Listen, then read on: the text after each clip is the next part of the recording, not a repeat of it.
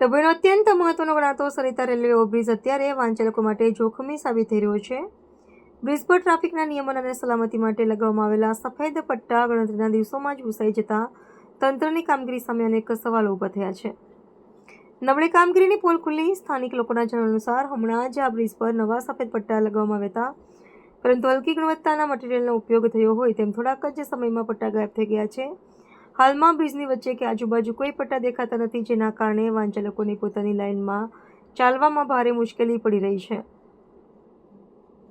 ઉચ્ચ ગુણવત્તાના મટીરીયલથી ફરીથી પટ્ટા મારવામાં આવે તેવી લોકોની માંગ છે. જ્યારે કામગીરી થતી હોય ત્યારે જવાબદાર અધિકારીઓ ત્યાં રૂબરૂ હાજર રહે, જેથી કામમાં વેઠ ન ઉતારાય.